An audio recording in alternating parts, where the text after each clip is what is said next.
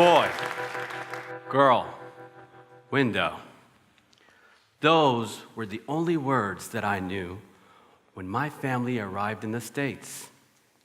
At the age of 10, we came as refugees from Iraq. We arrived broke and broken, having fled war zones and refugee camps. America and this city provided us a home. We love America. I love this city.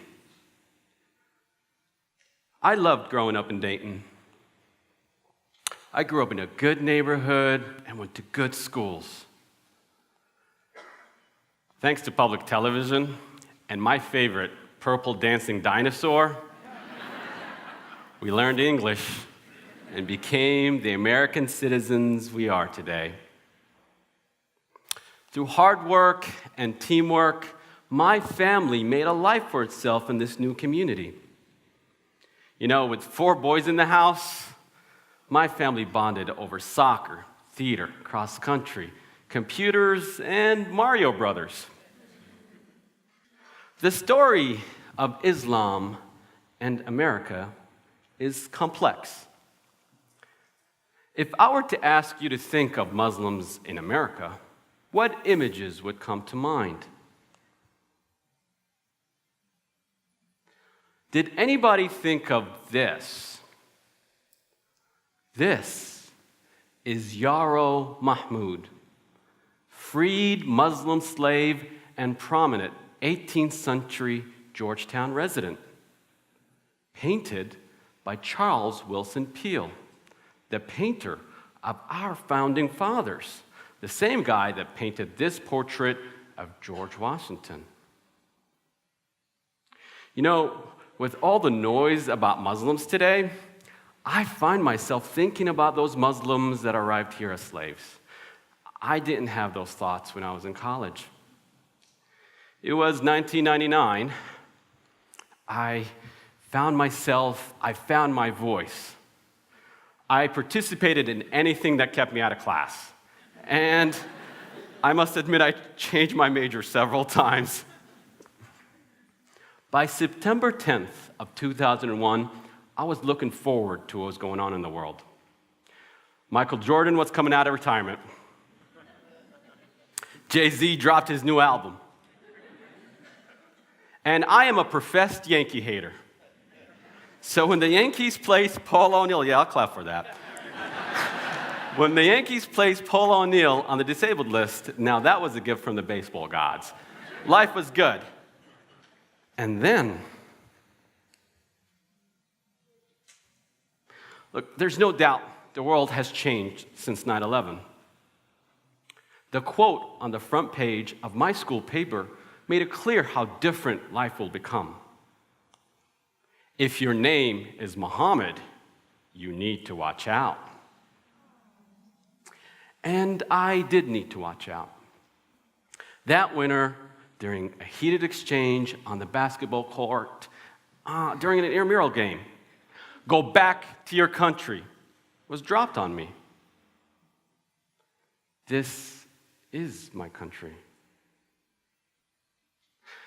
Did you know that some of the first Muslims that arrived in America arrived as West African slaves? It's estimated that anywhere between 10 to 30% of West African slaves that arrived in America were Muslims. Did you know that Bam bin Mohamed and Yusuf bin Ali, a North African Arab, were the first Muslims to fight for this great nation during the war for our independence under the command of General George Washington? You see, that part of history was forgotten, mostly because Islam was highly suppressed on plantations. Muslims in America are always lumped into one group, despite our diverse backgrounds. It's always been complicated in America for Muslims. Understanding this history and carrying the weight of being sheltered, I had to get involved. I decided to work for the Department of Defense where I was assigned to work for the Marines as a cultural advisor. I still remember the day I left. My mom and my brother drove me to the airport. My mom was unusually quiet. As we arrived, I prepared to say goodbye. I gave my mom a hug. She finally opened her mouth. She said, "We came here so you wouldn't have to go back there again."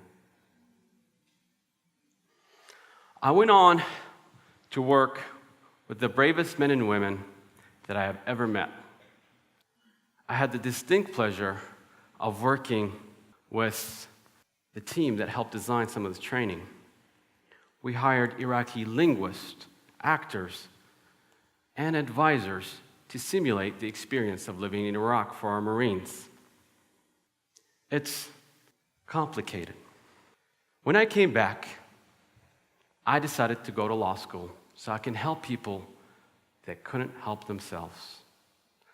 I stand here different than that free-spirited college student.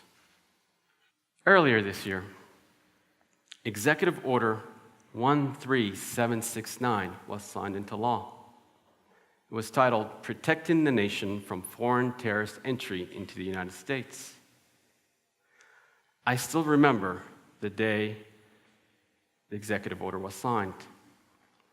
I was sitting at the breakfast table looking at my two sons, both under the age of 2 at the time. I have feelings of bewilderment, fear, and anxiety. Yet I had some hope for the future. It reminded me of feelings and a look that I had seen before as a child. You see, my mom had that look when she decided to smuggle us across the borders of Iraq into refugee camps in Saudi Arabia to reunite with our father. It was the same look that she and the rest of us had when we boarded the airplane to America. I have taken careful measures to protect my children from discrimination, even naming them Adam and Zechariah. Did you know that over 290 Americans who fought in the Civil War had Muslim names? And that over 550 Americans who fought in the Civil War had the name Mohamed, spelled 41 different ways. It hasn't always been easy growing up Muslim in America, let alone being a Muslim refugee from Iraq. One day, we're celebrating the life of the greatest Muslim American of all time, Muhammad Ali. And on another day, we're putting a Muslim ban in place. I stand proud as a Muslim American and as a former refugee.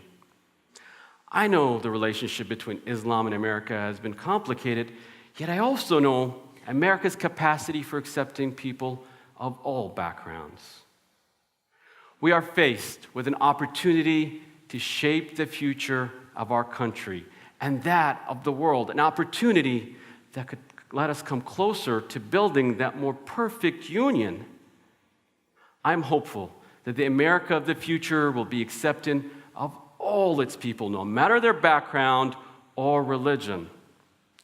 Next time you're confronted with confusing feelings about Islam and Muslims in America, remember this: Islam has always been a part of this country. Muslims helped shape this country's past and will shape its future. Muslims continue to fight for this country and the freedoms we cherish the most. And one of those freedoms is the freedom of religion. My name is Mohamed Al-Hamdani. I was once a Muslim Iraqi refugee, and today I'm a proud American